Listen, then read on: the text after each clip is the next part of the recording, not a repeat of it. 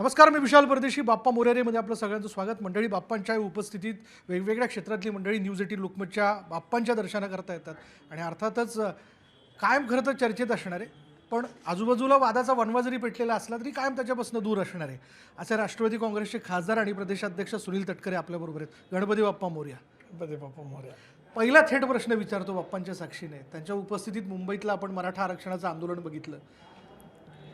मागण्या मंजूर झालेल्या आहेत. या सगळ्या याच्यातनं, या सगळ्या तोडग्यातनं, पर्यायातनं ओबीसी आरक्षणाला धक्का लागलाय असं तुम्हाला वाटतं का? तुमची भूमिका काय? एक असं आहे, राष्ट्रवादी काँग्रेस पक्ष अध्यक्ष म्हणून सुद्धा माझी भूमिका आहे, सुनील तटकरे म्हणून सुद्धा माझी भूमिका मी वारंवार मांडली की मराठा समाजाला आरक्षण दिलं गेलं पाहिजे. तो त्यांचा हक्क आहे, परंतु ओबीसीच्या आरक्षणाला धक्का न लावता ते दिलं गेलं पाहिजे. राष्ट्रवादी काँग्रेस पक्षाची अधिकृत भूमिका वारंवार प्रदेशाध्यक्ष म्हणून मी स्पष्ट केली. पक्षाच्या नेतृत्वाने राष्ट्रीय अध्यक्ष अजितदादा असतील, सर्वांनी त्या निमित्ताने स्पष्ट केली. काल परवा जो JR निघाला जरांगे आणि सकल मराठा समाजाचा, तो राष्ट्र हक्क होता. त्यांचं आंदोलन त्यांनी अनेक वर्ष त्या ठिकाणी त्या निमित्ताने सुरू केलं. सरकारने काल परवा जे JR काढलेत त्याचा आता अभ्यास प्रत्येकजण आपापल्या परीने करतो आहे की नेमकं या JRच्यामुळे ओबीसीच्या आरक्षणाला वरती नेमका काय परिणाम त्याचा होणार आहे. 1-2 दिवसात याच्यातली स्पष्टता येईल आणि ती आल्याच्यानंतर नक्की या विषयावरती मी प्रदेशाध्यक्ष म्हणून पण माझं मत मांडेन, कारण शेवटी त्या भूमिकेमध्ये मी काम करतोच आहे आणि त्या बाबतीमधली स्पष्टता आपल्याला नक्कीच सांगता येईल. राष्ट्रवादी काँग्रेसमधले जे ओबीसी चेहरे आहेत, तुम्ही देखील ओबीसी समाजाचं नेतृत्व करतात. छगन भुजबळ नाराज होऊन उठून गेले ज्यावेळेस याची चर्चा होत होती, त्यावर मुख्यमंत्र्यांनी स्पष्ट केलं. पण तुमचे ते सहकारी आहेत आणि आपण त्या समाजाचं नेतृत्व करत असताना उद्या जर ओबीसी आरक्षणाला धक्का लागतोय तर आपली भूमिका काय असेल? एक असं आहे की मुख्यमंत्र्यांनीसुद्धा वारंवार आश्वस्त केलेलं होतं आहे की ओबीसीच्या आरक्षणाला धक्का लागणार नाही. भुजबळ साहेब याचा अभ्यास जरूर करत आहेत, कारण माझं त्यांचं बोलणंही झालं. आज एका माध्यमाला भेट देत असताना तिथेही अचानक ते आणि मी एकाच वेळेला त्या ठिकाणी पोहोचलो होतो. त्याच्यामुळे ते त्यांच्या पद्धतीने अभ्यास करत आहेत. त्यांनी मुलाखतसुद्धा दिली की त्याचा कायदेशीर अभ्यास केल्याच्यानंतरच मग उच्च न्यायालयामध्ये जाणं वगैरे हा त्यांनी एक मुद्दा मांडलेला आहेच. परंतु तो अभ्यास त्यांचा होईल. इतरही ओबीसीमध्ये काम करणारे वेगवेगळ्या संघटना आहेत, तेही त्यांच्या पद्धतीने अभ्यास करतात. विशेष करून मराठा समाजाला आरक्षण मिळालं पाहिजे अशी आग्रही भूमिका असणारे त्याच्यातले जे काही माहितगार आहेत, तज्ज्ञ आहेत राजकीय पक्षाखेरीज, तेही नेमकं त्या आरक्षणातून नेमकं काय पदरामध्ये पडलेलं आहे त्याचाही अभ्यास करण्याचा प्रयत्न करत आहेत. त्याच्यामुळे या साऱ्या गोष्टी लवकरच स्पष्ट होतील. पण तुमचं निरीक्षण काय? जर मी तेच म्हणतोय ना की तसं जर दिसतंय की ओबीसी आरक्षणाला धक्का लागतोय, त्यातनं आरक्षण जातंय, तर अर्थातच राजकीय टक्केवारी कमी होते. मग आपण थेट भूमिका घेणार का? एक असं आहे की जोपर्यंत स्पष्टता येत नाही, स्पष्टता आल्याच्यानंतर जरूर त्या विषयाच्यावरती बोलता येईल, जरूर नेतृत्वाशी बोलता येईल, मुख्यमंत्र्यांशी सुद्धा बोलता येईल. पण तो जरचा मुद्दा आहे ना. आज आपण त्या विषयावरती कुठलंही मत प्रदर्शित करण्यापेक्षा एकदा अभ्यास करून मग त्याच्यातलं मत मांडणं केव्हाही संयुक्त ठरू शकेल.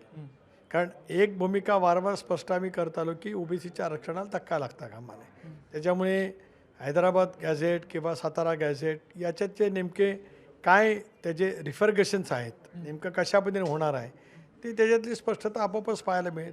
मग त्यानंतर ठाम भूमिका तुम्ही ठरवू शकाल तुमची? हा, नक्कीच पक्षामध्ये सुद्धा चर्चा करू.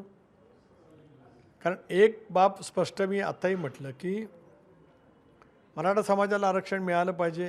त्यांचा ती रास्त मागणी गेली अनेक वर्षापासूनची होती. देवेंद्रजीचं सरकार असताना ती दिली गेली, उच्च न्यायालयामध्ये ती टिकली, सर्वोच्च न्यायालयामध्ये ते आरक्षण फेटाळताना काही निरीक्षण नोंदवली होती.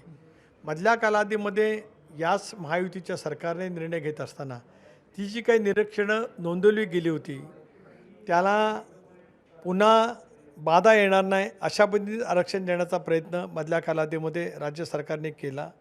त्याला जे आव्हान देण्यात आलेलं आहे आणि ते आव्हान तीसुद्धा याचिका प्रलंबित आहे. आता मधल्या कालावधीमध्ये पुन्हा एकदा जरांगेने जे काय आंदोलन केलं त्याच्या अनुषंगानेच काल परवाचे निर्णय आहेत आणि म्हणूनच याची सगळी स्पष्टता येणं ही माझ्यासारख्याच्या दृष्टिकोनातूनसुद्धा महत्त्वाचं आहे. पक्ष म्हणून सुद्धा आहेच. मी ओबीसी म्हणून कधी राजकारणामध्ये वावरलोच नाही.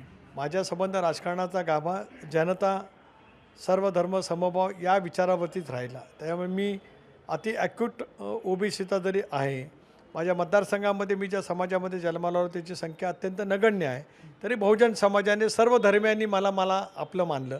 याचं कारण त्या सर्वांशी माझा असलेला व्यापक जनसंपर्क, त्यांच्याप्रती करायच्या कामाची नैतिक बांधिलकी घेऊन केलेली गेले 41 वर्षाची सेवा.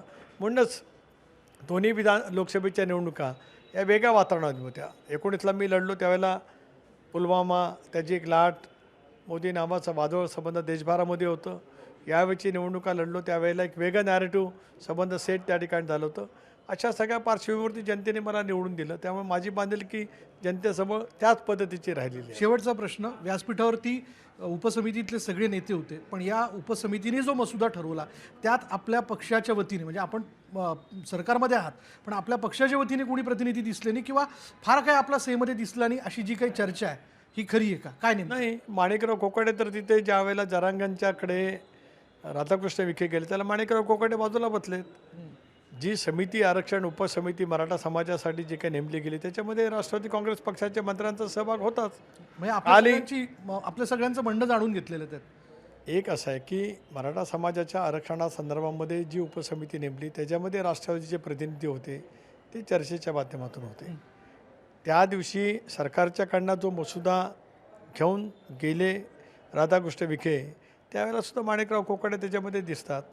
म्हणून मी काय म्हटलं की तयार करण्यात आलेला मसुदा, निघालेले आदेश, त्याला अध्यादेश आपण म्हणू शकत नाही, GR, कारण अध्यादेशाचा अर्थ असं की कायद्याच्याद्वारे केला गेलेला त्याला अध्यादेश आपण म्हणत असतो. GR सरकार रिझोल्युशन हे जे काय त्या ठिकाणी दिलेलं आहे त्याच्यातून आज दरांगेंचं समाधान नक्की झालं आहे. म्हणूनच कालचं आंदोलन त्या ठिकाणी बरोबर संपुष्टात आलं.